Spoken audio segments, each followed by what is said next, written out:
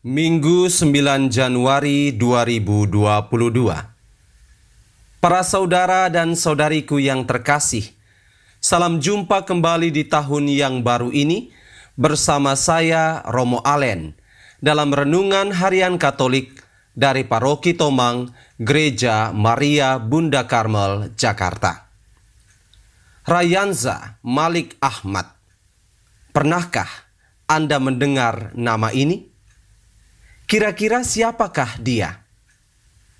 Bila mana Anda adalah seorang pencinta infotainment, Anda pasti tahu bahwa dia adalah anak kedua dari pemilik Rans Entertainment.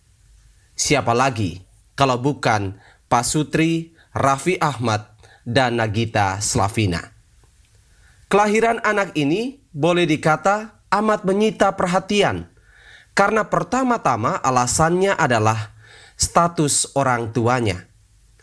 Raffi dan Nagita adalah artis papan atas Indonesia, sehingga peristiwa apapun yang berhubungan dengan kehidupan mereka selalu dapat menjadi bahan pemberitaan publik yang menarik dari para kuli tinta.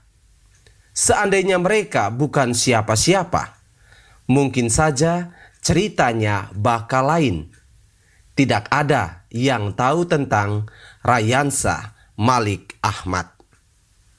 Para saudara dan saudariku yang terkasih, sesudah merayakan penampakan Tuhan, kini kita diajak untuk memperingati pesta pembaptisan Tuhan. Perayaan ini juga amat penting untuk dimaknai, karena masih berkisah seputar awal mula kehadiran Yesus di tengah dunia.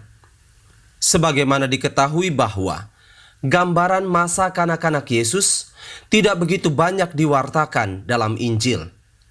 Sesudah kisah Yesus ditemukan di Bait Allah saat masih berumur 12 tahun, Injil melanjutkan kisah kehidupan Yesus dengan peristiwa pembaptisannya.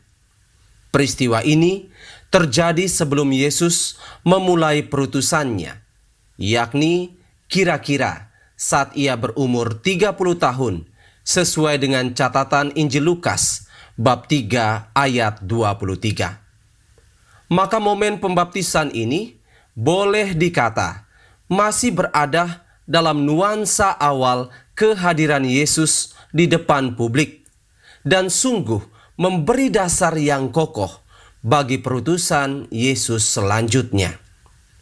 Dasar seperti apa yang dihadirkan oleh pembaptisan Yesus sehingga amat bermakna bagi perutusannya? Pertanyaan ini kiranya layak untuk kita dalami saat ini.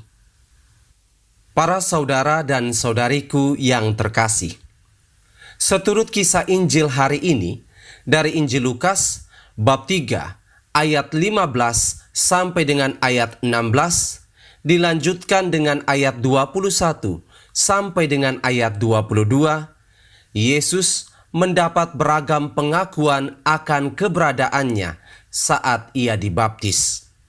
Mula-mula dari Yohanes Pembaptis tersiar kesaksian bahwa Mesias yang akan datang itu begitu berkuasa.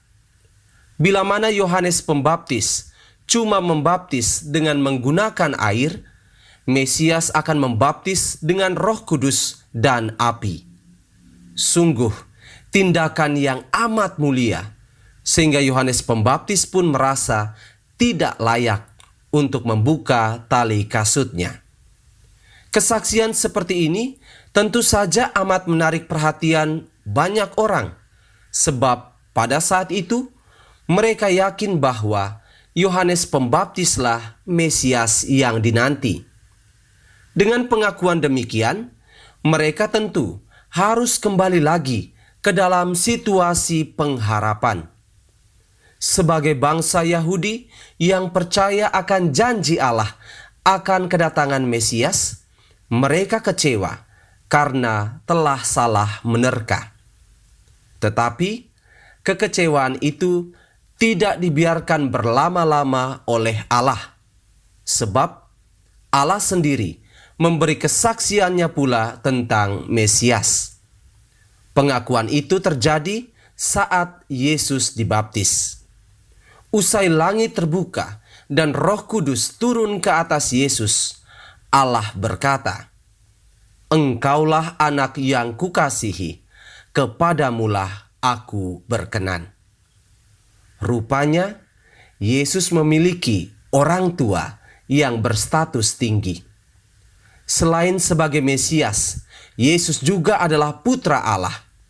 Maka, pembaptisan Yesus menjadi amat bermakna bagi perutusannya, karena memberi peneguhan publik bahwa Yesus datang untuk mewujud nyatakan karya keselamatan Allah. Seluruh perkataan dan perbuatan Yesus mengatasnamakan Allah dan dikehendaki oleh Allah, sehingga kehadiran Yesus harus disikapi tanpa keraguan. Yesus harus diterima karena Dialah Immanuel, Allah beserta kita. Karena itu, para saudara dan saudariku yang terkasih, sebagai orang yang telah dibaptis, kita harus sadar bahwa kita pun adalah anak-anak Allah. Allah berkenan atas hidup kita dan menyertai kita. Maka, ada satu pertanyaan yang harus selalu kita refleksikan, yakni, sudahkah perkataan dan perbuatan kita mencerminkan kehendak Allah? Bila Allah itu pokok damai, maha pengampun, dan berbelas kasih, sudah sepatutnya kita pun berpenampilan demikian. Bukankah ada pepatah kuno yang berkata, "Buah jatuh tidak jauh dari pohonnya"? Kita memiliki Allah sebagai orang tua yang berstatus tinggi. Maka buatlah ia makin dikenal karena kelakuan kita yang baik. Jangan mempermalukannya. Tuhan memberkati kita sekalian.